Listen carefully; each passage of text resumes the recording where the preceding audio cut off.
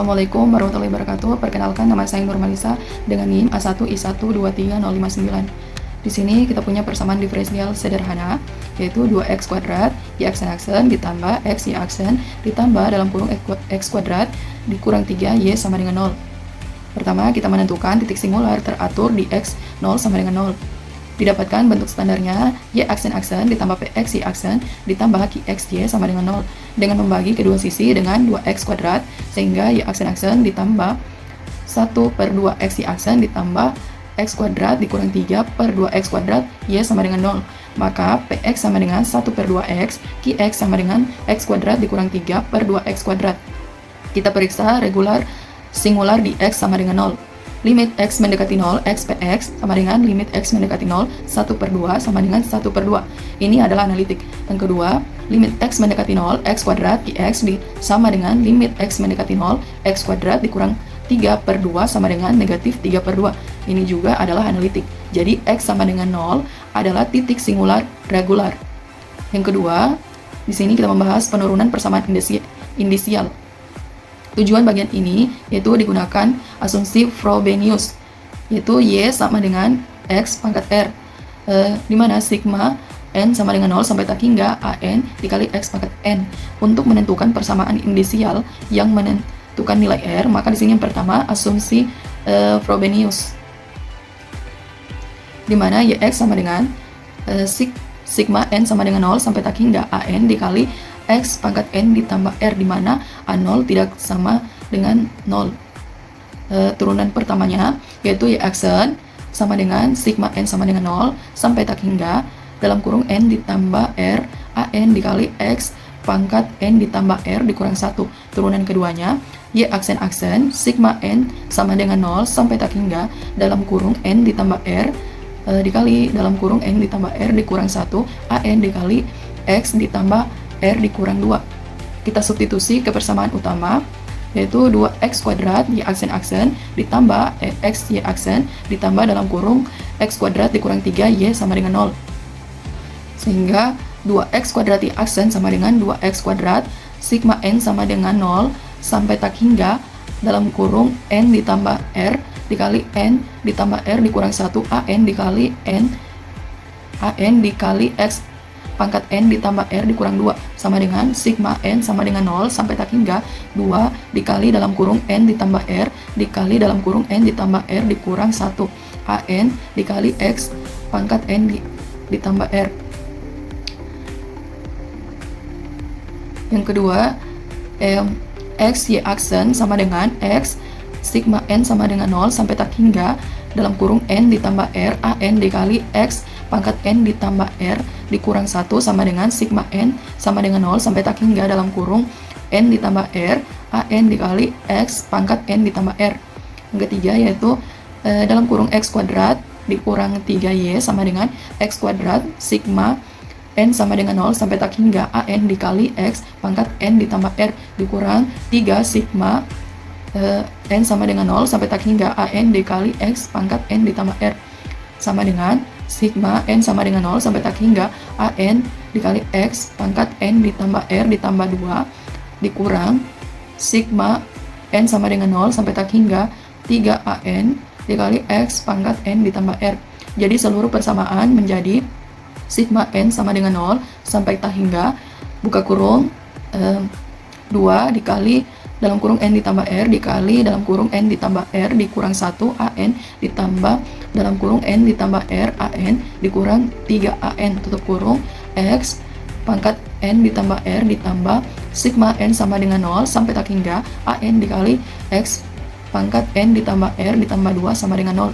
Kita dapat menulis secara ringkas yaitu sigma n sama dengan 0 sampai tak hingga buka kurung siku 2 dikali dalam kurung n ditambah r dikali n ditambah r dikurang 1 ditambah dalam kurung n ditambah r dikurang 3 tutup siku an dikali x pangkat n ditambah r ditambah sigma n sama dengan 0 sampai tak hingga an dikali x pangkat n ditambah r ditambah 2 sama dengan 0. Jika bilangan n sama dengan 0, maka koefisien untuk x pangkat r didapatkan dalam kurung 2r dikali dalam kurung r dikurang 1 ditambah r dikurang 3, A0 sama dengan 0. karena A0 tidak sama dengan 0 atau prasyarat asumsi Frobenius, sehingga kita memperoleh persamaan inisialnya yaitu 2R dikali dalam kurung R dikurang 1 ditambah R dikurang 3 sama dengan 0, sehingga menjadi 2R kuadrat dikurang R dikurang 3 sama dengan 0. Akar kuadratnya yaitu R sama dengan negatif dalam kurung negatif 1 plus minus akar dalam kurung negatif 1 pangkat 2 dikurang 4 dikali 2 dikali negatif 3 per 2 dikali 2, sehingga R sama dengan 1 plus minus akar 25 per 4, R sama dengan 1 plus minus 5 per 4. Untuk tanda plusnya yaitu R sama dengan 1 ditambah 5 per 4 sama dengan 6 per 4 sama dengan 3 per 2. Untuk tanda minusnya R sama dengan 1 dikurang 5 per 4 sama dengan negatif 4 per 4 sama dengan negatif 1. Dari satu rumus kuadrat tersebut diperoleh dua akar, yaitu R1 nya sama dengan 3 per 2 dan R2 nya sama dengan negatif 1. Kita mengumpulkan suku umum derajat, yaitu kita mengumpulkan suku umum berderajat X pangkat N ditambah R. Setelah mensubstitusikan semua deret dan menulis semua suku dengan pangkat X pangkat N ditambah R, maka koefisien umum yang muncul berbentuk yaitu buka kurung 2 dikali dalam kurung N ditambah R dikali N ditambah R dikurang 1 ditambah dalam kurung N ditambah R dikurang 3 AN ditambah AN dikurang 2 sama dengan 0, sehingga AN sama dengan negatif AN dikurang 2 per 2 dikali dalam kurung N ditambah R dikali N dikali dalam kurung N ditambah R dikurang 1 ditambah dalam kurung N ditambah R dikurang 3. Kita substitusi R sama dengan 3 per 2 ke rumus di atas, ke rumus terus kita dapatkan AN dalam kurung R1 sama dengan negatif AN dikurang 2 per 2 dikali N ditambah per 2 dikali dalam kurung N ditambah 3 per 2 dikali dalam kurung N ditambah 3 per 2 dikurang 1 ditambah dalam kurung N ditambah 3 per 2 dikurang 3, sehingga kita dapatkan AN-nya, AN dalam kurung R1 nya yaitu negatif AN dikurang 2 per 2N kuadrat ditambah 5N. Baiklah, itulah pemaparan dari saya. Sekian dan terima kasih. Wassalamualaikum warahmatullahi wabarakatuh. Baik, Assalamualaikum warahmatullahi wabarakatuh.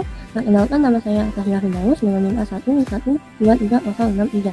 Di sini saya akan melanjutkan materi yaitu bagian ketiga, mencari solusi dan nilai awal, mulai dari A0 sama dengan 1 dan A1 sama dengan 0. Maka untuk N sama dengan 2, A2 R1 sama dengan negatif A0 per 18. Untuk N sama dengan 4, yaitu A0 per 936.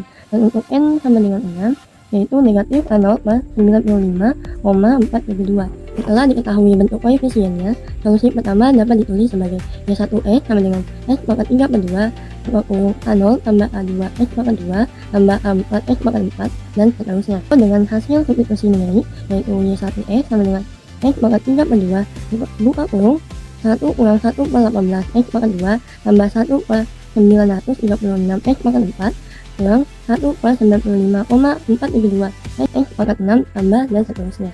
Lalu selanjutnya yang keempat yaitu analisis solusi yang kedua, Y2X. Dengan hubungan antara R1 dan R2, akar inisial yang telah diperoleh adalah R1 sama dengan 3 per 2 dan 2 sama dengan negatif 1. Selisihnya adalah R1 kurang R2 sama dengan 5 per 2. Relasi umum yang kita punya sebelumnya adalah kurung itu 2 dalam kurung N tambah R kali N tambah R kurang 1 ditambah kurung N tambah R untuk kurung kurang 3. Untuk kurung siku, AN tambah AN kurang 2 sama dengan 0.